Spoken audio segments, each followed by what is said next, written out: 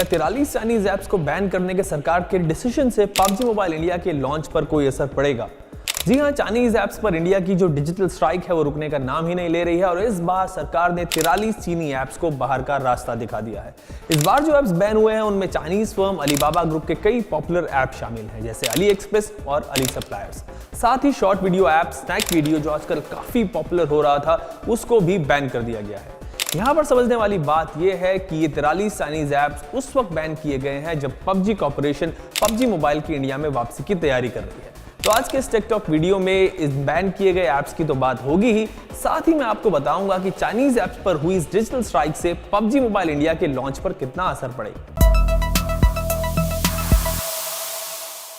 इस बार जो apps ban किए गए हैं उनमें से ज्यादातर ऐप्स ऐसे हैं जिनके नाम शायद ही आपने कभी सुने होंगे, like identity we, truly Asian, truly Chinese और वी वर्क चाइना। लेकिन कुछ पॉपुलर ऐप्स भी हैं लाइक अली एक्सप्रेस और स्नैक वीडियो। अलीबाबा ग्रुप के बारे में तो आप जानते ही होंगे, चाइनीज मल्टीनेशनल कंपनी है जो अपने ऐप्स के जरिए लोगों के डेटा पर नजर रखती है, तो इसके ऐप्स तो बैन होने ही थे। लेकिन अगर बात स्नैक वीडियो की करें तो कुछ लोग अभी भी ये कह रहे हैं कि ये तो सिंगापुर बेस्ड कंपनी है, तो फिर इसके ऐप को बैन क्यों किया गया? Well, Snack Video is a Chinese app और इसके डेवलपर है चाइनीज टेक फर्म क्वेशो।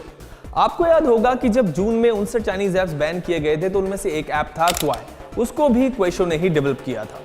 और Kuaishou is backed by Chinese firm Tencent, जिसकी वजह से पबजी इंडिया में बैन हुआ है।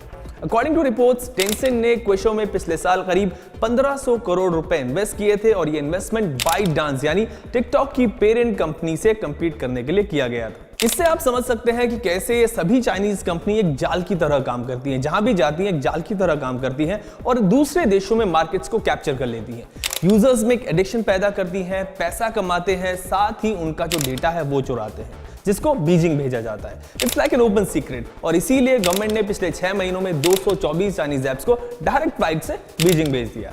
ये तो बात थी इस बार बैन हुए कुछ पॉपुलर चाइनीज ऐप्स की।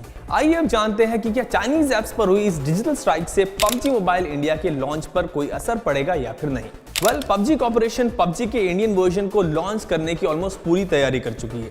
टीजर्स आ गए हैं, वेबसाइट्स बन गई हैं, कैंपेन चल रहे हैं और मोस्ट इंपॉर्टेंटली इंडिया में पबजी इंडिया प्राइवेट लिमिटेड के नाम से एक अलग कंपनी, एक नई कंपनी रजिस्टर भी हो गई है। मतलब सब कुछ रेडी है, लेकिन अकॉर्डिंग टू रिपोर्ट्स पेज फंसा हुआ है गवर्नमेंट के अप्रूवल पर, यानी पबजी कॉर्पोरेशन को अभी तक सरकार की तरफ से ग्रीन सिग्नल मिलना बाकी है। और अगर आप गवर्नमेंट के मूड को देखें, मूड को भापें, जैसे अभी ये 43 चाइनीज ऐप्स बैन हुए हैं, उससे तो यही लगता है कि गवर्नमेंट किसी भी ऐप को लेकर अभी कोई भी चांस नहीं लेना चाहेगी। ऐसे में भले ही पबजी कॉर्पोरेशन ने पूरी तैयारी कर ली हो, कंपनी भी सेटअप कर ली हो, लेकिन गवर्नमेंट से अप्रूवल तब तक नहीं मिलेगा जब तक कंपनी सारी कंसर्न्स को एड्रेस नहीं कर लेती।